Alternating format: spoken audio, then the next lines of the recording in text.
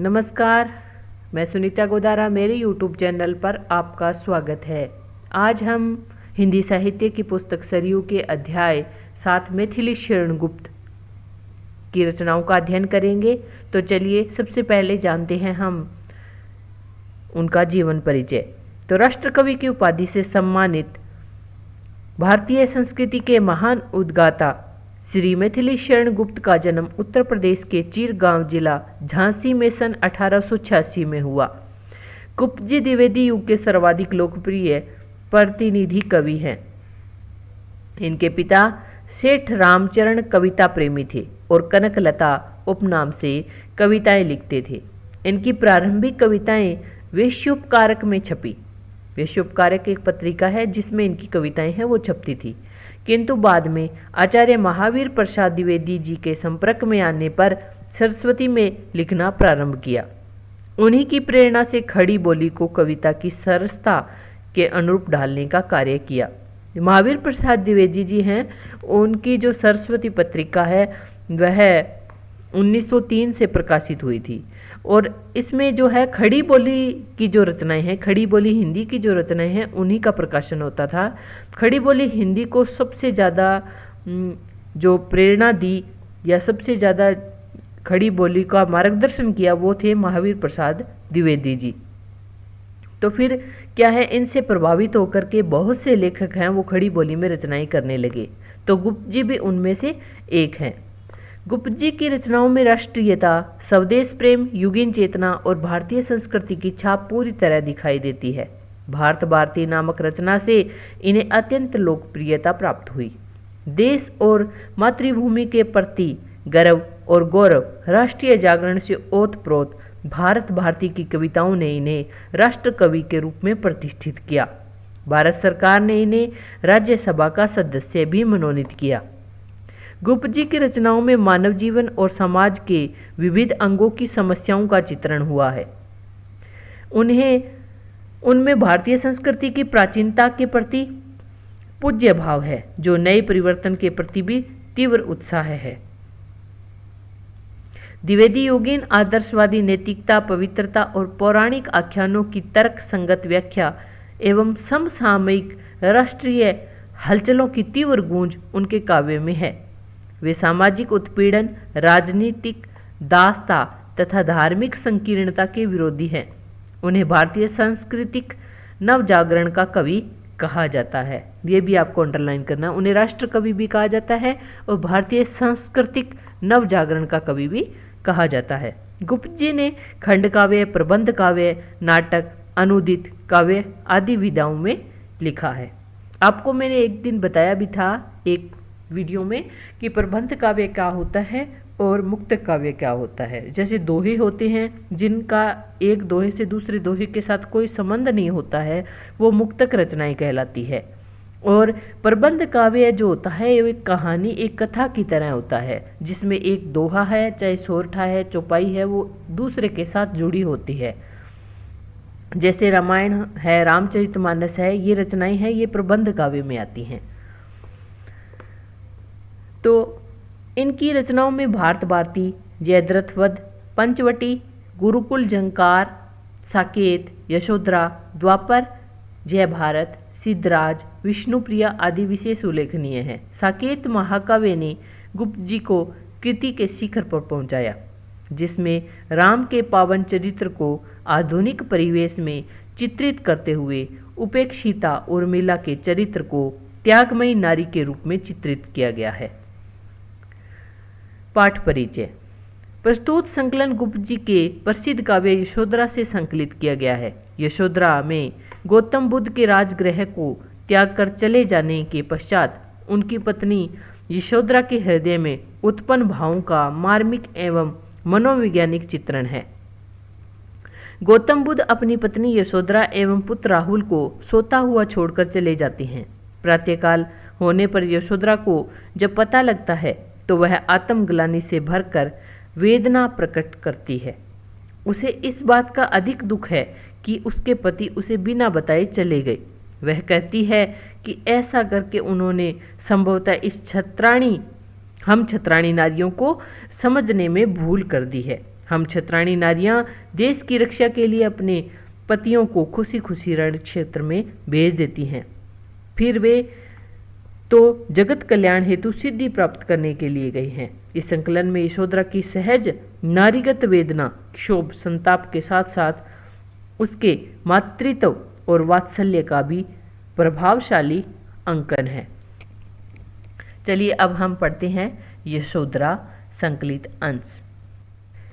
सिद्धि हेतु स्वामी गए यह गौरव की बात, पर चोरी चोरी गए यही बड़ा व्याघात।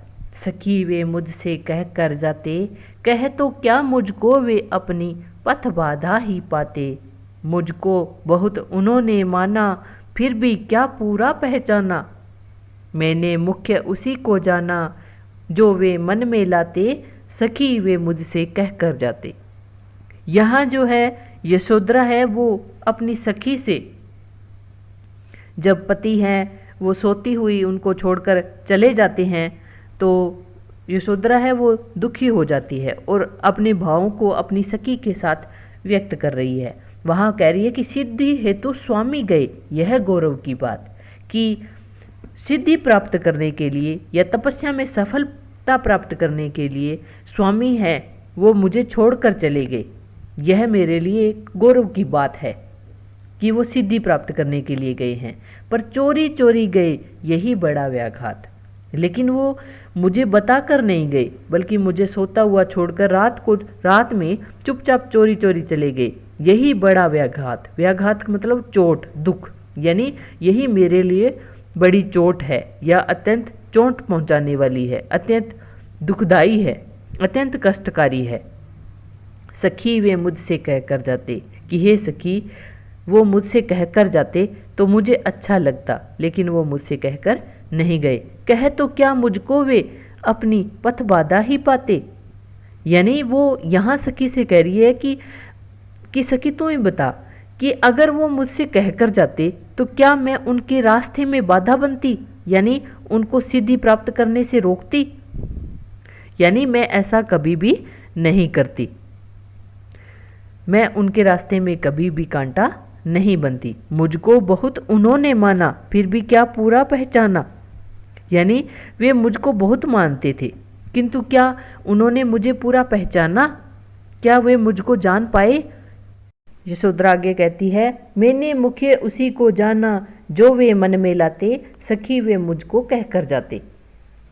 जो वे मन में लाते, यानी हे सखी, उनको जो बात ठीक लगती थी मैंने सदैव उसको ही अपनाया है और महत्वपूर्ण माना है। यानी मैंने कभी उनकी बात की कोई अपेक्षा नहीं की। सखी वे मुझसे कह कर जाते, यानी हे सखी, अगर वो मुझसे कह कर जाते तो मुझे इतनी पीड़ा नहीं होती। स्वयं सूजित करके क्षण में प्रियतम को प्राणों के पण में हम ही भेज देती है रण में छात्र धर्म के नाते। यानी हमारी छत्राणियों का भी धर्म है, यानी जब भी स्वदेश की रक्षा के लिए युद्ध का आह्वान होता है तो हम स्वयं अपने पति को है वो अस्त्र शस्त्र से सजाकर युद्ध भूमि के लिए भेज देती हैं। हमें पता होता है कि प्राणों के पण में, प्राणों के पण यानी हमें पता है कि युद्ध भूमि में प्राणों का बाजार सजा होता है, जहाँ प्राण जाने का संकट रहता है, फिर भी हम क्या है प्रियतम को सज्जित करके भेज देती हैं। लेकिन ये हमारा क्षत्रिय नारियों का कर्तव्य भी है, उनके पालन में हम देर नहीं करती हैं। लेकिन फिर भी अगर वे मुझसे कहकर जाते तो मुझे अच्छा लगता। यानी जब हम युद्ध क्षेत्र में उन्हें भेजने के लिए नहीं डरते तो प्रियतम तो सिद्धि प्राप्ति के लिए जा रहे थे, तो क्या वह मैं उनको जाने से रोकती, यानी कभी नहीं रोकती।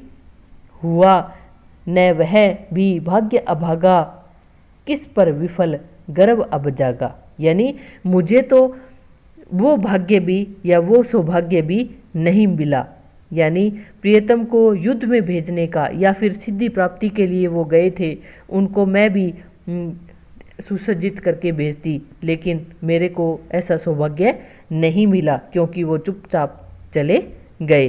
किस पर विफल गर्व अब जागा, यानी मैं तो किस बात पर गर्व करूं, यानी छत्राणी धर्म के पालन पर जो गर्व होता है, यानी मैं किस पर गर्व करूं। क्योंकि मुझे ये क्षत्रिय धर्म पालन करने का गर्व प्राप्त नहीं हुआ। जिसने अपनाया था त्यागा, रहे समरण ही आते, सखी वे मुझसे कह कर जाते। यानी जिस व्यक्ति ने मुझसे विवाह किया, मुझे अर्धांगिनी के रूप में स्वीकार किया, अब उन्होंने ही मुझको त्याग दिया, रहे समरण ही आते। अब भी मेरी यही कामना है कि वो मुझे हमेशा याद आते रहें, सखी वे मुझसे कह कर जाते। हे सखी, मुझे इतना दुख नहीं होता अगर वे मुझे बता कर जाते। नैन उन्हें है निठुर कहते, पर इनसे तो आंसू बहते, सदैव हृदय वे कैसे सहते, गए तरस ही खाते, सखी वे मुझसे कह कर जाते। यानी ऊपर की जो दो आई है, दो पद जो आई हैं, उसमें तो वो उल्हाना दे रही है, लेकिन यहाँ वो कह रही है कि जो पति ने जो किया है वो सही किया है। क्यों? क्योंकि नैन उन्हें निठुर कहते हैं, मेरे नेत्र जो है वो तो मेरे पति को निर्दयी कहते हैं, लेकिन पर इनसे जो आंसू बहते, सदे हृदय वे कैसे सहते। सदे हृदय यहाँ अपने प्रियतम के लिए है कि मेरा जो प्रियतम है वो अत्यंत दयालु है, और उन्हें पता था कि अगर वो मुझसे कहकर जाते तो मेरी आंखों में क्या है, आंसू बहते, और उन बहते हुए आंसुओं को वो कभी नहीं देख सकते थे। कौन नहीं देख सकते थे? यशोधरा के पति नहीं देख सकते थे। इसीलिए यानी मैं दुखी ना हूँ, इसीलिए वो मुझ पर तरस खाते हुए वो बिना बताए ही चुपचाप चले गए। लेकिन सखी वे मुझसे कह कर जाते हैं, यानी हे सखी, काश वो मुझसे कह कर जाते। जाए सिद्धि पावे वे सुख से, दुखी न हो इस जन के दुख से, उपालंब दूं मैं किस मुख से, आज अधिक वे भाते, सखी वे मुझसे कह कर जाते। यशोधरा कहती है कि हे सखी, मेरे पति चले जाएं, मैं उनको नहीं रोकूंगी, सिद्धि पावे वे सुख से, यानी वे सुख पावे और अपने लक्ष्य में सफल हो, सिद्धि उनको प्राप्त हो, दुखी ना हो इस जन के दुख से, यानी वो मेरे बारे में सोच करके अपने मन में दुखी न हो। जन यहाँ खुद के लिए यशोधरा कह रही है। उपालंब दूं मैं किस मुख से, यानी मैं उन्हें किस मुख से उल्हाना दूं। उपालंब का अर्थ है उल्हाना। आज अधिक वे भाते, यानी मुझे तो आज वह पहले से अधिक प्रिय लगते हैं, सखी वे मुझसे कह कर जाते। अच्छा होता है सखी वे मुझसे कह कर जाते। गए लौट भी वे आवेंगे, कुछ अपूर्व अनुपम लावेंगे, रोते प्राण उन्हें पावेंगे, पर क्या गाते गाते, सखी वे मुझसे कह कर जाते। यहाँ जो है यशोधरा कह रही है कि वो सिद्धि प्राप्त करने के लिए गए हैं, लेकिन मुझे विश्वास है कि वे लौट कर भी आएंगे, कुछ अपूर्व अनुपम लाएंगे, यानी मुझे पता है कि वो कुछ अनोखी उपलब्धि, अपनी सिद्धि भी लेकर आएंगे। रोते प्राण उन्हें पावेंगे, और मैं उन्हें आज जो उनके विरह में आंसू बहा रही हूँ, तो जब वो आ जाएंगे तो मेरे भी शरीर में क्या है, प्राण आ जाएंगे, और मैं उन्हें, मेरे जो सारे कष्ट हैं वो मिट जाएंगे, और मैं गा गा करके उनका स्वागत करूंगी। सखी वे मुझसे कह कर जाते। हे सखी, यदि वह मुझसे कह कर जाते तो कितना अच्छा होता।